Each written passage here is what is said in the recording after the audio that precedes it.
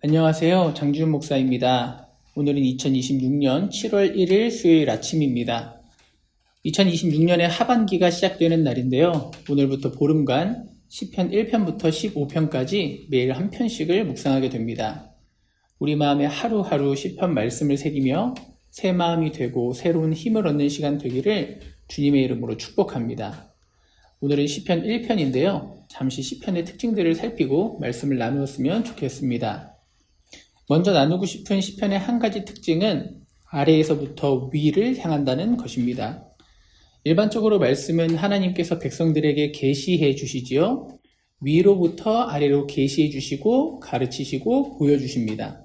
그에 반해 시편의 방향성은 대체로 아래에서부터 위라고 할 수 있습니다. 인생을 살아가면서 고난을 당하기도 하고 기다림 가운데 씨름하기도 하고 탄식하기도 하고 때로는 담비 같은 응답 가운데 감사하기도 하면서 우리 인생의 피와 땀과 눈물이 서려있는 그 고백을 올려드리는 생생함이 시편에 고스란히 담겨있는 것입니다. 그래서 시편은 우리 마음에 와닿기도 하고 또 자유를 주기도 합니다. 이렇게 말하는 것이죠. 우리가 애써 거룩한 척 하지 않아도 고상한 기도만을 드리지 못해도 괜찮다라고 위로하는 것입니다. 하나님께서는 그 모든 것을 받아주실 수 있는 부르짖음과 탄식을 들어주시는 하나님이시라는 것을 우리는 시편을 통해 확인할 수 있습니다. 우리가 시편을 묵상할 때 그렇게 하나님께 모든 것을 털어놓고 자유롭게 아버지께로 나아갈 수 있는 기쁨과 위로를 누리시길 축복합니다. 또 시편은 총 150편으로 되어 있는데요. 구성을 보면 크게 5권으로 나눌 수 있습니다.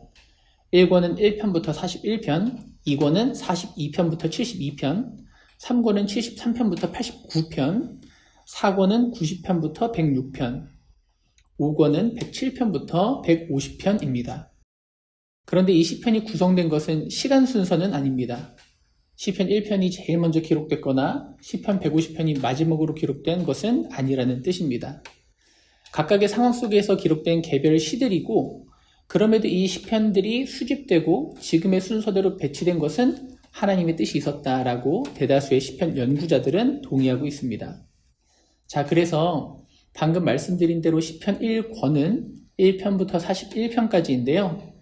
이 시들의 거의 전부에는 다윗의 시라는 표제가 달려 있습니다. 그런데 1편을 보시면 그리고 2편도 보시면 아무 제목이 없을 것입니다. 왜냐하면 이 두 편은 시편 전체의 서론 역할을 하고 있기 때문입니다. 시편 150편 전체를 어떻게 읽어야 하는가라는 그 관문 역할을 하는 것이 우리가 오늘 펼친 시편 1편인 것입니다. 그래서 시편 1편은 그 자체로도 묵상해야겠지만 그 작게는 시편 150편 전체를 이해하는 해석의 틀로 좀 더 크게는 전체 66권 하나님 말씀 전체를 이해하는 틀로도 생각할 수가 있는 것입니다. 이런 사실을 마음에 새기고 우리가 시편 1편을 한 절씩 묵상해 보도록 하겠습니다. 자, 이제 1절입니다. 복 있는 사람은 악인들의 꾀를 따르지 아니하며 죄인들의 길에 서지 아니하며 오만한 자들의 자리에 앉지 아니하고. 1절은 복 있는 사람은 이라는 말로 시작합니다. 히브리어로는 아슈레이인데요. 우리말은 복 있는 사람은 하고 차분한 느낌이 들지만 원어로 보는 뉘앙스는 감탄사에 가깝습니다. 이 느낌을 살려서 2절까지 읽어보면 이렇게 읽어볼 수 있습니다. 행복하도다. 악인들의 꾀를 따르지 아니하고 죄인들의 길에 서지 아니하며 오만한 자들의 자리에 앉지 아니하고 오직 여호와의 율법을 즐거워하여 그 율법을 주야로 묵상하는 자들이여. 어떤가요? 느낌이 좀 다르죠?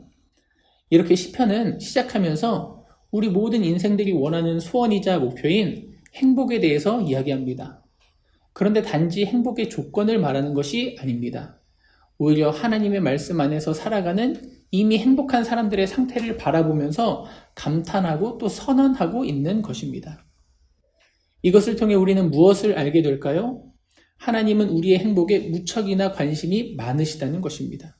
하나님은 우리가 행복하기를 바라시는 분입니다. 그리고 그 참된 행복은 우리 하나님 안에서만 찾을 수 있다는 것입니다. 자, 좀 더 구체적으로 생각해 보겠습니다. 시편 기자는 1절에서 먼저 행복을 소극적으로 정의하고 있어요. 무엇인가를 적극적으로 하는 것이 아니라 하지 않는 것으로 설명을 합니다. 일반적인 행복과는 접근이 좀 다르죠. 현대인들은 대부분 행복이라 하면 하고 싶은 것을 하거나 자아실현을 하거나 좋은 것을 소유하는 것이라고 생각하는 긍정적인 행복에 주목을 많이 하니까요. 자, 그런데 1절은 이렇게 말하는 것입니다. 행복한 사람은 악인들의 꾀를 따르지 않습니다. 죄인들의 길에 서지 않습니다. 오만한 자들의 자리에 앉지 않습니다. 저는 이렇게 표현할 수 있을 거라 생각합니다. 복 있는 사람이란 하지 않는 것이 분명한 사람이다. 선이 있는 사람이다. 휩쓸리지 않는 중심이 있는 사람이다. 왜 이것이 행복에 있어서 중요한 것일까요? 우리 인생길에는 우리를 쉽게 불행으로 빠뜨리는 유혹과 시험들이 늘 도사리고 있기 때문입니다. 그래서 우리가 적극적으로 아무리 행복해지기 위해 여러 가지를 성취하고 누리더라도 이런 유혹과 시험이 찾아오면 우리에게 치명적일 수 있기 때문입니다. 저는 갑자기 잠언 말씀도 떠올랐습니다. 잠언을 보면 지혜 여인과 미련하고 음란한 여인이 각각 사람들을 초청하는 장면이 나옵니다. 그런데 그 가운데서 이 어리석은 음란한 여인은요, 길을 똑바로 가고 있는 행인들을 부르고 유혹해서 죽음의 길로 유혹하고 있습니다. 잠언 9장 13절, 미련한 여인이 떠들며 어리석어서 아무것도 알지 못하고 14절, 성읍 높은 곳에 있는 자리에 앉아서 자기 길을 바로 가는 행인들을 불러 이르되 도둑질한 물이 달고 몰래 먹는 떡이 맛이 있다 하는도다.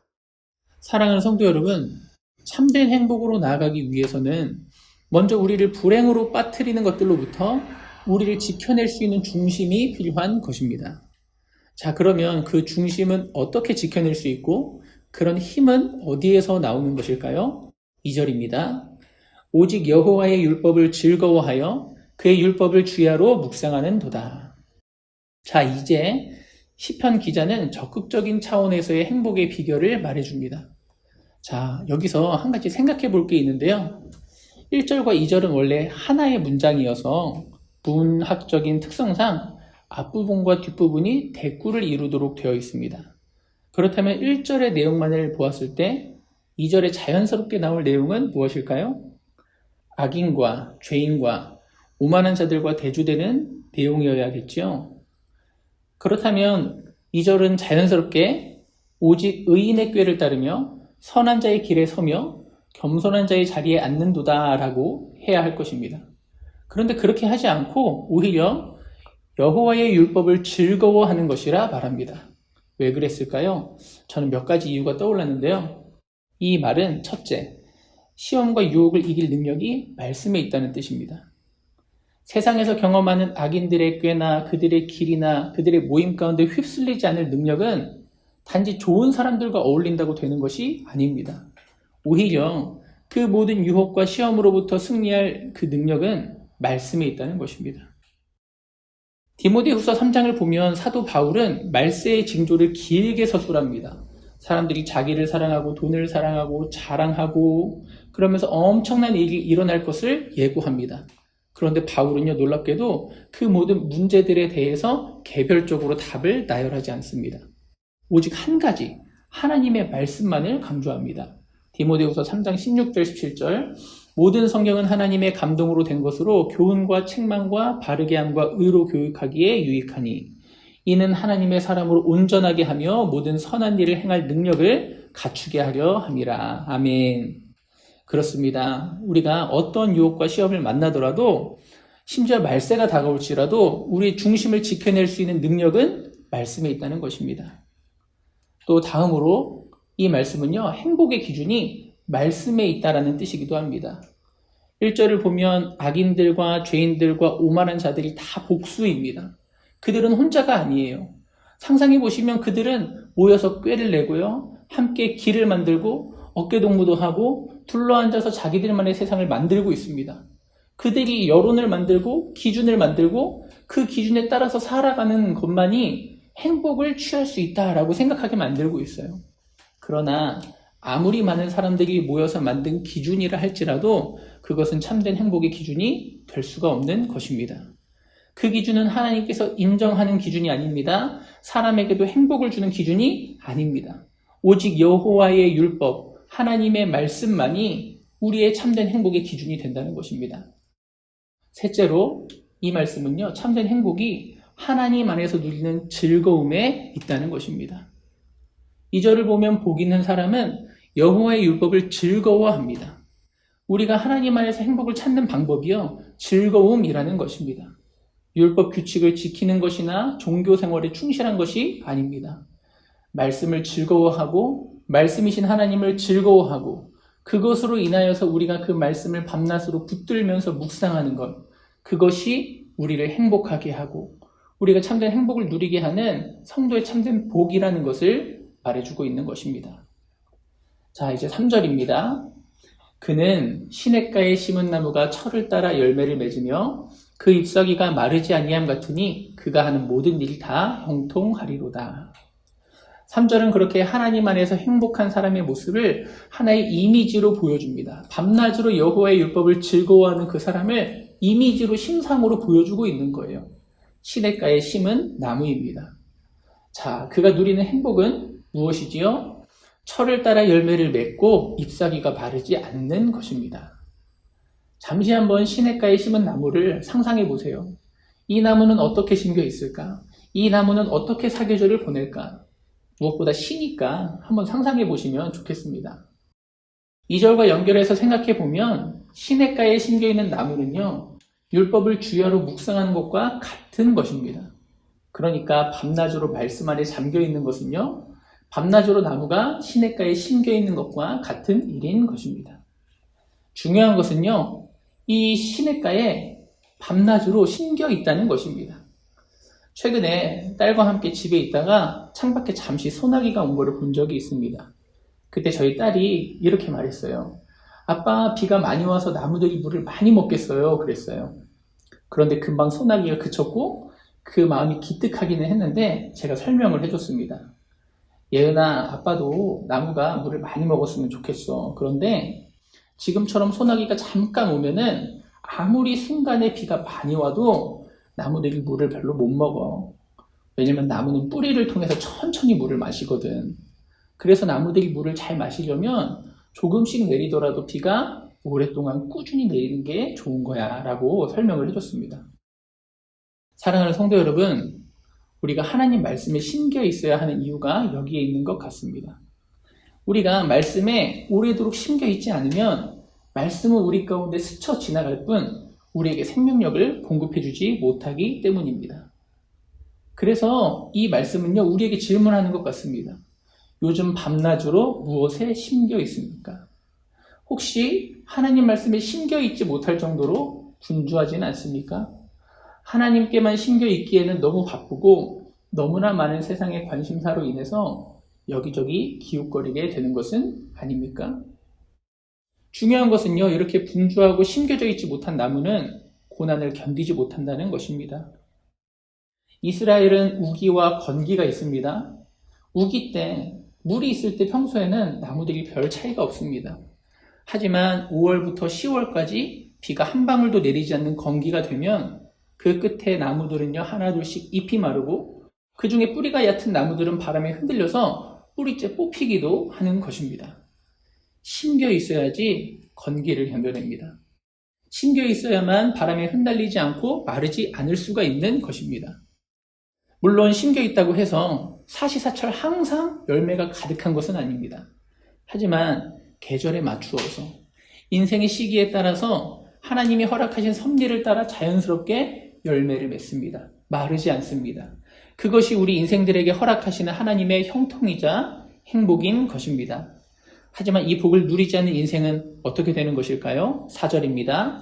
악인들은 그렇지 아니하며 오직 바람에 나는 겨와 같도다. 앞서 1절에서 악인들은 다수였고 주류였습니다. 그들은 모여서 길을 만들었고 이 세상이 자기들 것인 것처럼 행동했습니다. 그들이 형통한 것처럼 보였고 화려해 보였지만 어떻게 되었습니까? 바람에 한 번에 훅 날아가고 말았습니다. 속된 표현으로 한 번에 훅 간다라는 그런 표현이 있죠. 정말 그것처럼 한 번에 훅 가버리고 마는 것입니다. 마지막 5절과 6절입니다. 그러므로 악인들은 심판을 견디지 못하며 죄인들이 의인들의 모임에 들지 못하리로다. 무릇 의인들의 길은 여호와께서 인정하시나 악인들의 길은 망하리로다. 아멘. 이것은 악인들과 죄인들의 최종적인 판결, 종말에 대한 것입니다. 흥미로운 것은 이 지점에서 의인들이라는 복수 표현이 2번이나 나온다는 것입니다. 1절에서 복 있는 사람은 몇 명이었을까요? 단수였습니다. 그는 혼자 있었습니다. 시냇가에 심긴 나무도요, 홀로 심겨 있었습니다. 하나님의 율법을 묵상하며 즐거워하는 것은 때로 고독한 일이었을지도 모르겠습니다. 세상에선 소외되기도 하고 이해받을 수도 없어서 외롭고 좁은 길을 걷는 인생이었을지도 모르겠습니다. 그런데 5절과 6절은요, 의인들이라고 말합니다. 그들이 혼자가 아니었다는 것을 말해주는 것입니다. 홀로 걷는 길처럼 보였지만 함께 걷는 사람들이 있었고 그 길은 하나님께서 인정하시는 길이었다는 사실입니다. 사랑하는 성도 여러분, 이 땅의 모든 인생은 결국 하나님 앞에 서게 될 것입니다. 그때에는 세상에서 다수였든지 주류였든지 높은 자리에 있었는지 많은 것을 가졌는지 하는 것은 중요하지 않을 것입니다. 오직 하나님께서 인정하시는 인생, 인정하지 않으시는 인생, 이 2가지로 모든 인생은 평가받을 것이기 때문입니다. 웨스트민스터 소요리 문답은요, 그날에 일어날 일을 이렇게 설명합니다. 신자는 심판날에 공적으로 인정받아 무죄 선언을 받고 완전히 복을 받아 하나님을 영원토록 충만히 즐거워할 것입니다. 아멘. 세상에서 인정받지 못했던 우리의 시간들, 또 때로는 어리석어 보였던 그 믿음의 선택들이, 외롭게 말씀 앞에 앉았던 그 시간들이, 하나님께 신겨있기 위해서 많은 것을 포기했던 그 모든 것들이 하나님께서 공개적으로 인정하시고 위로해 주시고 보상해 주실 것을 바라는 것입니다. 분명히 그날이 우리 가운데 올 것을 믿습니다. 아멘. 오늘 말씀을 맺겠습니다. 오늘 말씀은 우리 인생의 참된 행복에 대해서 가르쳐 줍니다. 2가지 질문을 마음에 품고요. 이 시편 1편을 반복해서 묵상하는, 마음에 품는 그런 하루를 보내셨으면 좋겠습니다. 첫 번째 질문은요, 나는 지금 어디에 심겨 있는가? 라는 질문입니다.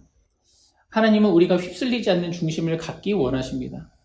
바람이 불고 가무는 시기가 찾아와도 잎이 마르지 않고 열매 맺는 나무가 되기를 원하십니다. 그러기 위해서는 심겨 있어야 합니다. 이곳저곳을 기웃거려서는 심길 수가 없습니다. 말씀에 심겨 있으시길 바랍니다. 주님께 심겨 있으시기를 바랍니다.